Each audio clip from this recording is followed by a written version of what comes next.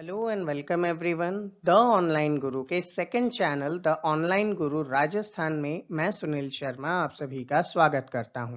आज के इस सेशन में राजस्थान सुजस की जनवरी एडिशन का पार्ट सेकंड स्टार्ट करने जा रहे हैं, जिसमें रिमेनिंग जो मैगजीन में इंपॉर्टेंट फैक्ट्स हैं आपके एग्जाम में पूछे जा सकते हैं उन सभी को कवर किया जाएगा। ऐसे ही रेगुलर सेशंस देखने के लिए हमारे चैनल को सब्सक्राइब कर बेल आइकन प्रेस करना मत भूलिएगा। तो चलिए शुरू करते हैं।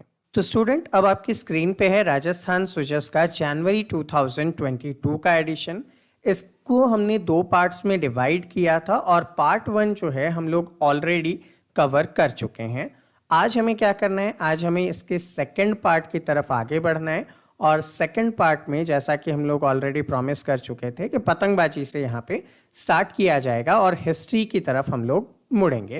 तो देखिए यहाँ पे जैसे ही बात करते हैं पतंगबाजी से रिलेटेड, तो जयपुर के जो महाराजा थे सवाई राम सिंह जी, इन्होंने जब लखनऊ की यात्रा की थी तो उस टाइम पे इन्होंने देखा था पतंगबाजी को और इनके मन में इंटरेस्ट डेवलप हुआ और फिर वहाँ से इन्होंने क्या किए, जो मुस्लिम कारीगर थे जो बनाने का काम किया करते थे उनको राजस्थान लेकर आए और इसी टाइप से राजस्थान में पतंगबाजी शुरू की गई। और ये जो पतंग उड़ाया करते थे सिटी पैलेस के छत से, जिसका नाम रखा गया था तुक्कल। अब वहाँ पे क्या होता था, इसी के साथ साथ और भी बहुत सारे इवेंट धीरे धीरे स्टार्ट हो गए जहाँ पे अलग अलग टीम्स आया करती थी और नेशनल लेवल की प्रतियोगिता भी यहाँ पे उपलब्ध करवाई जाती थी। इसमें आप क्लाइट फ्लाइंग क्लब भी देख पा रहे हैं जहाँ अलग अलग टीम्स हुआ करती थी जो पतंगबाजी का काम करती थी। तो 1961 में कन्हैयालाल तिवारी जो है वो जल महल के मैदान से राष्ट्रीय स्तर पे ये आयोजित किया करते थे, दिल्ली बरेली वगैरह की टीम होती थी। 74 में काइट फ्लाइंग क्लब ने यहाँ पे दंगल करवाया था और ये सारे पतंग से रिलेटेड इवेंट आपको देखने को मिल जाएंगे। फिर अगर हम लोग बात करें तो जो सकरात का टाइम पीरियड है इसमें आपको देखने को मिलता है कि पंचांग डेवलप होता है नया और नए साल की भविष्यवाणी भी देखने को मिलती है। तो नए साल की भविष्यवाणी से रिलेटेड जय विनोदी नाम से एक पंचांग का यहाँ पे विमोचन किया जाता था और जो सारे विद्वान हुआ करते थे वो चांदपुल बाजार में बैठकर वहाँ पे इससे रिलेटेड जो घोषणाएं किया करते थे कि आगे आने वाला जो वर्ष है वो किस प्रकार का रहेगा। तो पंचांग का नाम आप लोगों के लिए इम्पॉर्टेंट है। सवाई जयसिंह के समय जो विद्वान थे पंडित केवल राम, उन्होंने ये जय विनोद पंचांग जो है वो बनाना स्टार्ट किया था और भविष्यवाणी करना स्टार्ट किया था।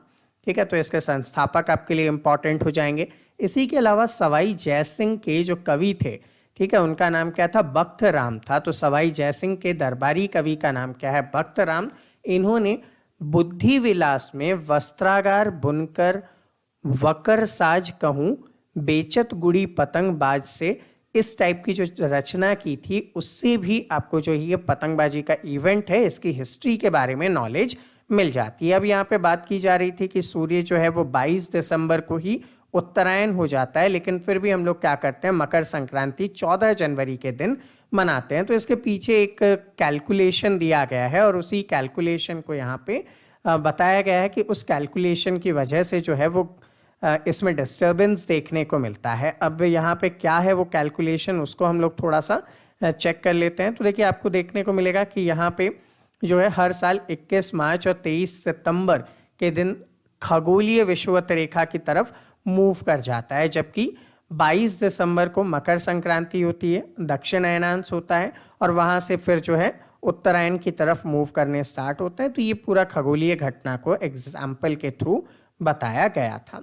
ठीक है, नेक्स्ट इंपॉर्टेंट थिंग पे आते हैं। तो जैसा कि इस मंथ में तिल का इम्पॉर्टेंस है तो तिल को लेकर भी यहाँ पे बताया गया है। जैसे कि आयुर्वेद का जो ग्रंथ है भाव प्रकाश निघंटु, उसके अंदर इसके इम्पॉर्टेंस को दिया गया है। लैटिन में अगर हम लोग बात करें, जैसे कई एग्जाम्स में आपने देखा हो कि उसका जो लैटिन नाम है वो पूछ लिया जाता है। जैसे आपको पता है ह्यूमंस का होमोसेपियंस है, तो ऐसे ही लैटिन भाषा में तिल को सिसेमम सीडम के रूप में जाना जाता है। इसमें कैल्शियम की मात्रा होती है जो आपकी हड्डियों को मजबूत करता है। इसी के साथ साथ मैग्नीशियम, प्रोटीन और फास्फोरस जो है वो आपको इसमें प्रचुर मात्रा से मिलती है, तो आपको इसका लगातार सेवन करना चाहिए। अब अगर बात करें कि इसका प्रयोग कैसा हो सकता है, तो नागौर जिले के कई क्षेत्रों में आपको प्राचीन समय की तेल की घानियाँ देखने को मिल रही थी। ठीक है, उसके बारे में यहाँ पे थोड़ा सा चर्चा की गई है कि 8वीं से 13वीं शताब्दी में यहाँ पे जब खुदाई हुई थी तो 8वीं से 13वीं शताब्दी की जो कहानियाँ थी वो आपको देखने को मिला, और ये जोजरी और लूनी नदी के बहाव क्षेत्र के अंदर आती है। तो जोजरी और लूनी नदी का बहाव क्षेत्र आप लोगों के लिए इम्पॉर्टेंट हो जाएगा, जहाँ पे ऐसी कहानियाँ देखने को मिली है। बबूल की लकड़ी का पहले इसमें यूज़ किया जाता था। नेक्स्ट अगर बात करें गवर्नमेंट के तरफ से योजनाओं की, तो माउंट आबू पर्वत को विकसित करने के लिए यहाँ पे योजनाएं चलाई जा रही है। अब आबू पर्वत नगर पालिका के द्वारा शरद महोत्सव 2021 मनाया गया। आबू पर्वत क्यों जाना जाता है, तो प्रसिद्ध नक्की झील के लिए भी ये जाना जाता है, पर्यटन के लिए फेमस है यहाँ पे। और पर्यटन को बढ़ावा देने के लिए राजस्थान गवर्नमेंट ने अपने बजट के अंदर क्या किए थे, 500 करोड़ रुपए का पर्यटन विकास कोष बनाया था। तो ये उस टाइम से इम्पॉर्टेंट रहा है कि पर्यटन विकास कोष जो है वो 500 करोड़ रुपए का यहाँ पे बनाया गया था। दूसरी चीज़, अगर आपने हमारा बजट सेशन देखा होगा तो मैंने आपको यहाँ पे इसे बांट के बताया था कि ये 300 और 200 करोड़ रुपए में विभाजित है, जिसमें एक तरफ तो पर्यटन के विकास के लिए और दूसरी तरफ उसके प्रचार प्रसार के लिए खर्च किए जाएंगे। इसी से रिलेटेड अगर बात करें तो राजस्थान में पर्यटन का एक अच्छे लेवल पे विकास हुआ है। उसी वजह से राजस्थान को कई जगह अवार्ड भी मिले हैं, जैसे India Today tourism award 2021, best iconic landscape destination award मिला है, बेस्ट फेस्टिवल डेस्टिनेशन अवार्ड मिला है, travel and leisure India best awards 2021 में भी राजस्थान का नाम आता है। ठीक है, फिर सर्वश्रेष्ठ वेडिंग डेस्टिनेशन का अवार्ड भी मिला है। हाल ही में विकी कौशल और कैटरीना की जो शादी थी वो भी राजस्थान में ही फेमस हुई थी। तो इस टाइप के वेरियस अवार्ड्स जो हैं वो राजस्थान को यहाँ पे दिए गए हैं। अब इतिहास में अगर चलें तो गौरवमयी गाथा के रूप में आपको मत्स्य जनपद, ठीक है, आपने मत्स्य जनपद या मत्स्य प्रदेश के बारे में पढ़ा होगा। उसकी राजधानी जो विराटनगर थी, अभी वर्तमान में जयपुर जिले के अंदर है, वहाँ पे बीजक की पहाड़ी से बहुत सारे बौद्ध समुदायों के मठ, विहार, स्तूप वगैरह देखने को मिले हैं। इन्हीं में कुछ इम्पॉर्टेंट की अगर हम लोग बात करें तो महान जो राजा अशोक थे, उनके 3री सदी ईसा पूर्व के शासनकाल के दौरान उन्होंने यहाँ पे प्रवास किया था, उसके उदाहरण देखने को मिलते हैं। यहाँ पे एक गोल मंदिर के रूप में अवशेष मिला है, जहाँ से बाहरी दीवार पर बौद्ध शिलालेख बने हुए हैं। ठीक है, यहीं पे अशोक के काल का ब्राह्मी लिपि में लिखे गए अभिलेख भी देखने को मिल जाते हैं। यहाँ पे भाबरू अभिलेख आप लोगों के लिए फेमस है, आपको पता ही है कि भाबरू अभिलेख था और अशोक से रिलेटेड इम्पॉर्टेंट अभिलेख था। तो यहाँ पे इसका नाम जो है, आसपास के जिले में जो भाबरू गांव है उसके नाम पर ही इसका नाम भी भाबरू शिलालेख कर दिया गया था। इसकी खोज किसने की थी, तो बीजक की पहाड़ी पे कैप्टन बर्ट ने 1837 में अशोक का पाली भाषा में लिखा हुआ भाबरू अभिलेख को खोजा था। मोस्ट इम्पॉर्टेंट हिस्टोरिकल फैक्ट कि भाबरू से मिला अशोक का अभिलेख किस भाषा का था, तो पाली भाषा में लिखा गया था। और ऐसा माना जाता है कि जो हूनों के आक्रमण हुए थे उस वजह से यहाँ पे बहुत सारी चीज़ें विध्वंस हो गई, वरना हमारे पास और भी एविडेंस यहाँ पे देखने को मिलते हैं। अब महाभारत कालीन अभिलेखों की बात करें तो चूंकि पांडवों ने भी यहाँ पे अज्ञातवास के दौरान अपना अच्छा समय बिताया था, तो यहाँ पे भीम तालाब, भीमलत एटसेट्रा जो है वो चीज़ें भी देखने को मिलती है। और श्री कृष्ण से रिलेटेड भगवान श्री केशव राम का मंदिर भी आपको यहीं पे देखने को मिल जाता है। ठीक है, और आगे इम्पॉर्टेंट फैक्ट के अंदर चलें तो खास बात यहाँ पे क्या है कि एक ऐसा प्लेस देखने को मिलता है जहाँ पे अगर आप बैठकर आवाज़ करते हैं तो इसके आसपास के क्षेत्रों में आवाज़ बहुत अच्छे से गुंजायमान होती है, जैसे कि आप लाउड स्पीकर का यूज़ कर रहे हैं। तो इस टाइप की चीज़ें भी आपको यहाँ पे देखने को मिली, जिसका पूर्व काल में ये लोग यूज़ किया करते थे। ठीक है, तो आर्किटेक्ट का एक बहुत ही अच्छा नमूना है ये। साधना और ध्यान के लिए विपश्यना नाम का जो एक्ट है वो यहाँ पे किया जाता था, और ये जो एक्ट था विश्व भर में प्रचलित हुआ था, लेकिन धीरे धीरे लुप्त होने लग गया। लेकिन म्यांमार तक ये बचा हुआ था, और म्यांमार से भारतीय मूल के एक उद्योगपति जो हैं पद्म भूषण प्राप्त श्री सत्यनारायण गोयंका ने इसे सीखकर भारत में वापस लेकर आए, और भारत में विपश्यना जो कि बौद्धों से रिलेटेड एक एक्ट है उसे सिखाने के लिए क्या किए, बहुत सारे सेंटर्स खोले। इन सेंटर्स में सबसे पहले हैदराबाद, इगतीपुर महाराष्ट्र और फिर गलताजी जयपुर के अंदर विपशयना साधना केंद्र की स्थापना किसने की? सत्यनारायण गोयनका ने की। ये पद्म भूषण प्राप्त हैं। ठीक है, तो अपने आप में इम्पॉर्टेंट पर्सन के रूप में है। नेक्स्ट अगर देखें तो जल से संबंधित जो जलदाय मंत्री हैं डॉक्टर महेश जोशी, इनका नाम याद रखेंगे। जल जीवन मिशन आप लोगों के लिए इम्पॉर्टेंट है। अब जल जीवन मिशन क्या है? ग्रामीण क्षेत्र के अंदर घर घर जल कनेक्शन उपलब्ध करवाने के लिए जलदाय विभाग द्वारा जल जीवन मिशन जो है वो स्टार्ट किया गया, ताकि 2024 तक हर घर में जल का कनेक्शन उपलब्ध किया जा सके। टारगेट आपको याद रखना है, 2024 तक कनेक्शन किया जाएगा। अब कब यहाँ पे स्टार्ट किया गया, कैसे स्टार्ट किया गया, उनके बारे में भी देखेंगे। तो देखिए, प्रदेश में एक महत्वपूर्ण निर्णय लेते हुए अगर आप जल से पेयजल की गुणवत्ता जांच करने के लिए गवर्नमेंट के लैब में जाते हैं तो अब शुल्क को 1,000 रुपये से घटाकर 600 रुपये कर दिए गए हैं। नेक्स्ट चीज, इसी से रिलेटेड राजस्थान राज्य का पूरा कंप्लीट एक स्टेट लेवल पे लेबोरेटरी का भवन बनाया जा रहा है, जो कहाँ पे होगा? जयपुर के पानीपेच के अंदर स्थापित किया जाएगा।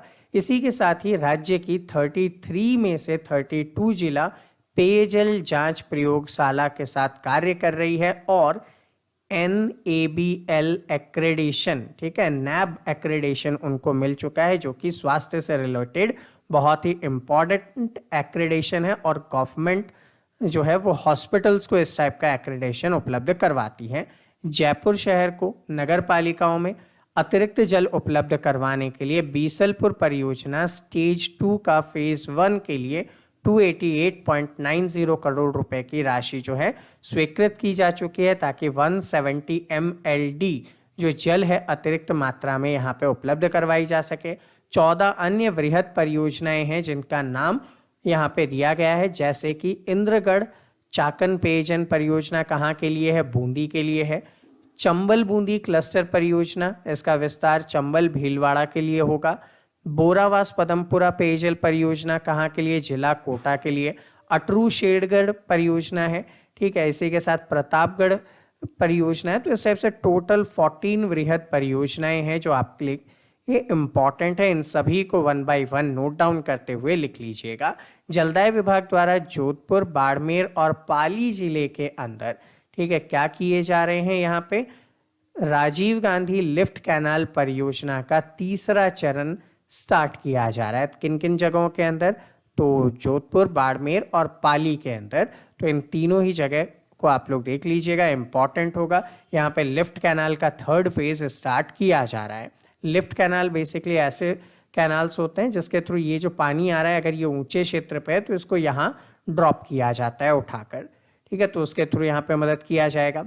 राजस्थान गवर्नमेंट की तरफ से अगर देखें तो अल्पसंख्यक वित्त विकास सहकारी निगम द्वारा 13-14 में मंजूरी दी गई थी और जितने भी बकाया ऋण थे उनके 2021 में माफ करने से रिलेटेड अल्पसंख्यक आम ऋण माफी एमनेस्टी योजना 2021 लागू किया गया। क्या है अल्पसंख्यक आम ऋण माफी एमनेस्टी योजना?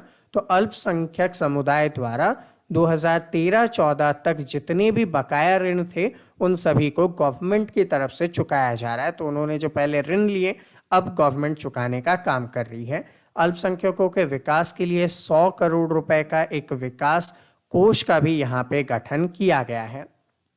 सहकारिता क्षेत्र में अगर चलें तो पारदर्शी व्यवस्था लाने के लिए राज्य सहकार पोर्टल बनाया गया है और राज्य सहकार पोर्टल पे आप क्या कर सकते हैं? सहकारिता से रिलेटेड जितनी भी इंफॉर्मेशन है, चाहे वो सहकारिता विभाग के अधिकारी हों, संस्था हो, आम नागरिक हो, चाहे वहाँ पे फसल के लिए ऋण आवेदन करना हो, ठीक है, आपको क्लेम हासिल करना हो, भुगतान करना हो, सारी सुविधाएं आपको इस पोर्टल पे उपलब्ध करवाई जा रही है। तो 1 स्टॉप डेस्टिनेशन हो जाएगा।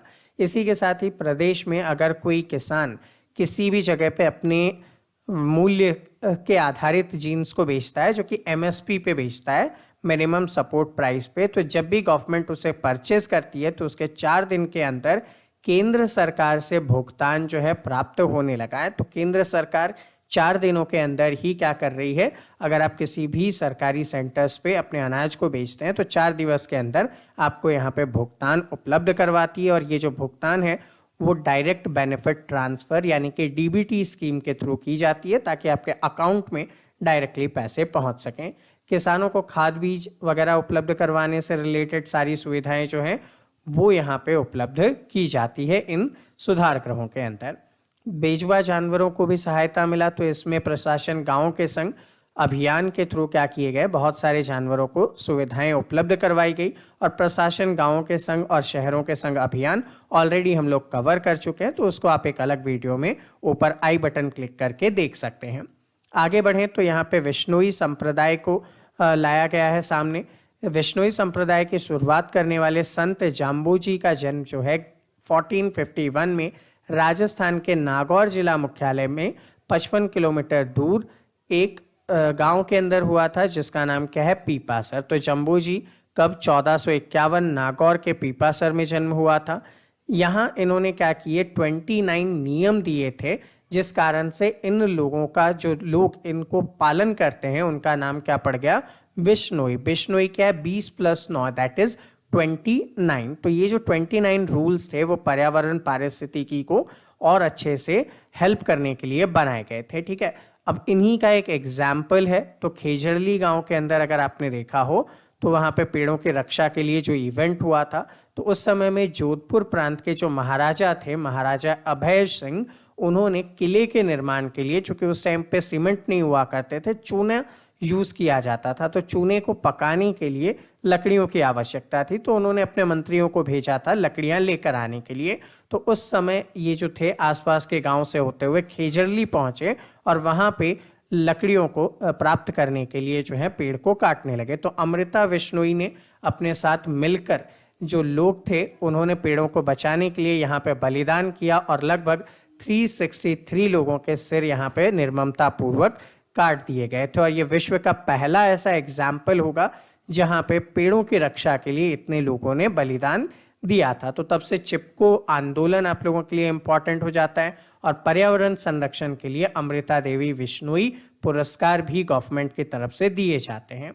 ठीक है, आगे बढ़ें। समाज के कल्याण के लिए सावित्रीबाई फूले का नाम आप लोगों के लिए इंपॉर्टेंट है। ये प्रथम महिला शिक्षक, समाज सुधारक, शिक्षाविद के रूप में जानी जाती हैं। सावित्रीबाई फूले और इनके जो हस्बैंड थे ज्योतिराव फूले, इन दोनों का ही समाज के कल्याण में बेहतर योगदान आप लोगों को देखने को मिलेगा।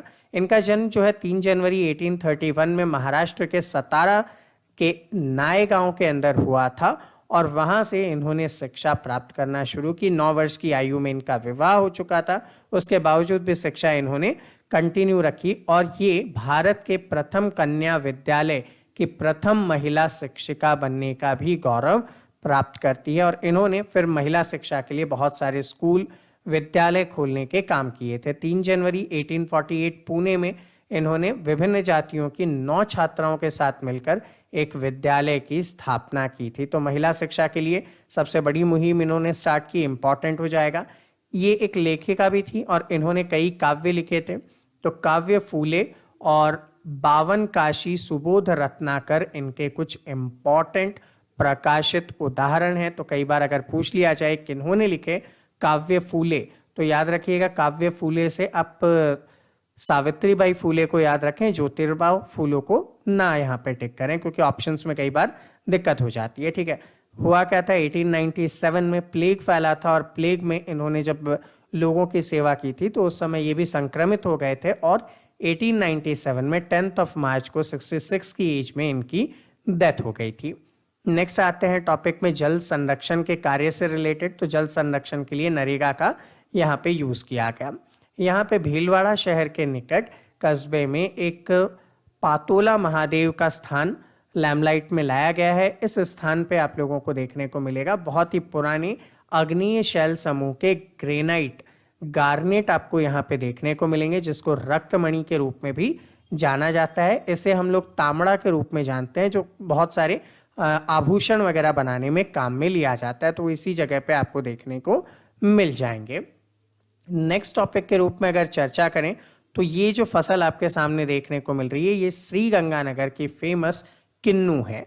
यहाँ पे किन्नू जो है श्री गंगानगर से पूरे भारतवर्ष में ही नहीं बल्कि विदेश में भी सप्लाई की जाती है। और पहला एग्जाम्पल देखने को मिला जब 30 दिसंबर 2021 को गंगानगर से करीब 368 मैट्रिक टन किन्नू को लेकर एक स्पेशल रेलगाड़ी चलाई गई जो बांग्लादेश के बनगांव के लिए रवाना हुई थी। तो डायरेक्ट यहाँ पे गंगानगर से लेकर बांग्लादेश तक रवाना की गई और इससे क्या हुआ, व्यापारियों को एक अच्छा खासा फायदा मिला क्योंकि कम समय में ये फसल आपने वहाँ पे पहुँचाई है। और इसके विशेष लाभ की अगर बात की जाए तो देखिए विशेष लाभ कुछ इस प्रकार से होगा कि लगभग जो इसकी प्राइसिंग है वो 30 से 32 रुपए के आसपास होती है, लेकिन ये जो फसल है बांग्लादेश में 105 से 110 रुपए के आसपास में बिकती है। तो अपने आप में एक फायदेमंद चीज हो जाएगी व्यापारियों के लिए।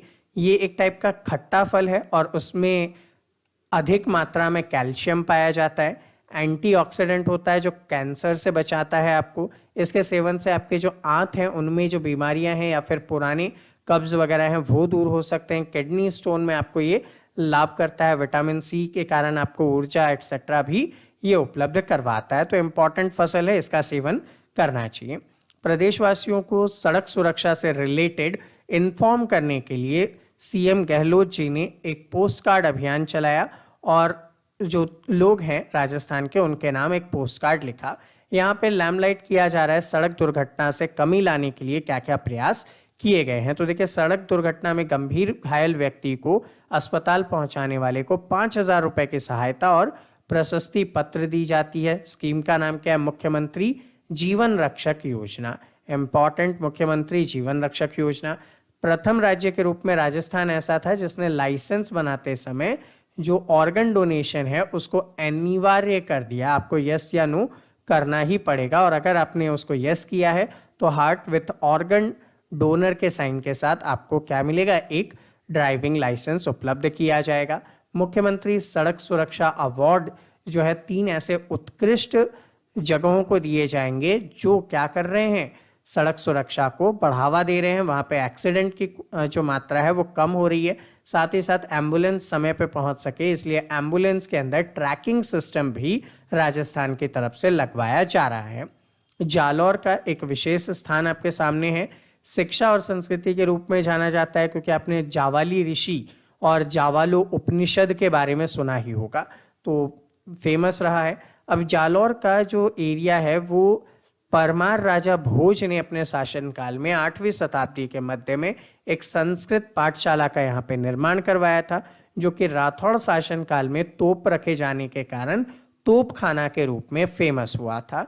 ठीक है, तो तोपखाना के रूप में फेमस जालौर का एरिया आपके सामने आ जाता है। नेक्स्ट, IM शक्ति उड़ान योजना सैनिटरी नैपकिन डिस्ट्रीब्यूशन से रिलेटेड गवर्नमेंट की ये स्कीम है जो यहाँ पे चलाई जा रही है और इसके बारे में ऑलरेडी हम लोग पढ़ चुके हैं। तो स्टूडेंट ये था हमारा आज का सेशन। आई होप आप सभी को इजीली समझ में आया हो। फिर भी अगर कोई डाउट या कोई क्वेरी है तो नीचे कमेंट सेक्शन में कमेंट करके बताइएगा। विदिन 24 आवर्स आपके सभी डाउट एंड क्वेरीज को सॉल्व किया जाएगा।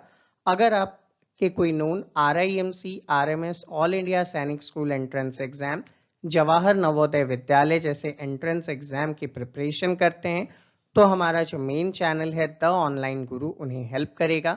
सब्सक्राइब करने के लिए लिंक नीचे डिस्क्रिप्शन में दिया गया है। साथ ही साथ कुछ डेमो सेशंस भी आप हमारे चैनल पे देख सकते हैं और हमारे ऐप का लिंक भी आपको नीचे डिस्क्रिप्शन में दिया गया है। तो मिलते हैं आपसे अगले सेशन में, तब तक के लिए जय हिंद।